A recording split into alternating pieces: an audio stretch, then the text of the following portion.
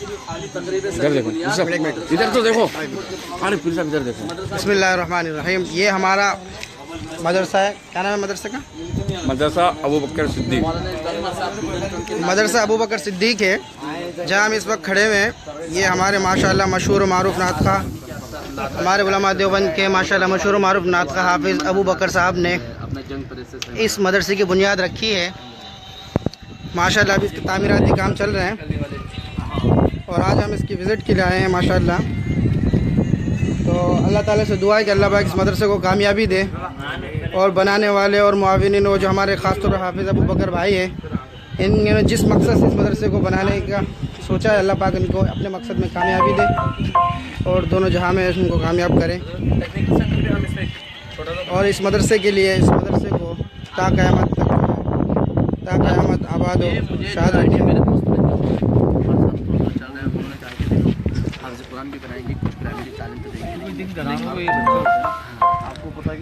ہمارے بھائی جو ہے اس وقت مدرسے کے بارے میں آپ کو معلومات دے رہے ہیں حافظ صاحب اور وہ اس مدرسے کو بنانے کے بعد بہت خوش ہیں ماشاءاللہ.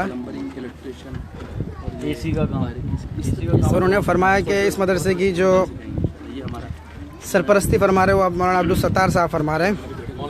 میں حافظ صاحب سے بھی پوچھنا چاہوں گا حافظ صاحب آپ نے یہ مدرسہ کیوں بنایا ہے؟ کیا چاہتے ہیں آپ؟ کیوں کس مقصد سے اس مدرسہ؟ الحمدللہ بس میرے کہاں بنایا یہ تو اللہ کی طرف سے حکم ہوا اور الحمدللہ اس مدرسے کی سرپرستی مولانا امداد اللہ صاحب میرٹون کے ناظم تعلیمات صاحب اور اسی طرح مولانا عبدالستار صاحب باجو السلام والے ان بڑے حضرات کے حکم پر یہاں پر کام کا ہم نے آغاز کیا ہے. چھوٹا سا مدرسہ ہے لیکن انشاءاللہ ہمیشہ کام کا آغاز جو ہے لو لیول سے ہوتا ہے اور اللہ پاک اس کو بلندی دیتا ہے.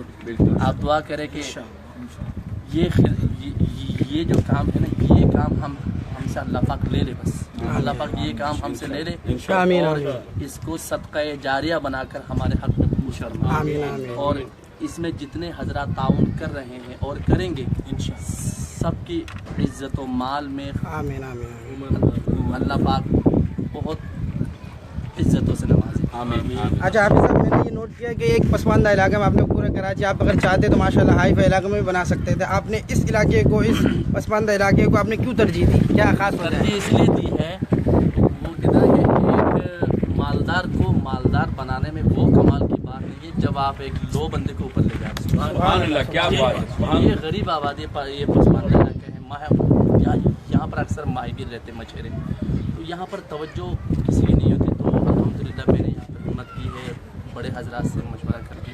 میں چاہتا تو یہ ادارہ جامع رشید کے پاس بھی یا سپر ہائی وے یا بڑے علاقے میں بہت بڑا ایریا لے کر بھی بنا سکتا تھا لیکن جو بھی ہوتا اللہ کی طرف سے تھا. بس اللہ نے یہاں کے ڈالا دل تو یہ پر ہم نے ماشاءاللہ بہت خوشی ہوئی. میں آپ کی باتوں سے آپ کے لفظوں سے اور اس علاقے کے سروے کرنے کے بعد یقیناً سمجھاؤں کہ جہاں ضرورت ہے وہاں مدرسہ بنا.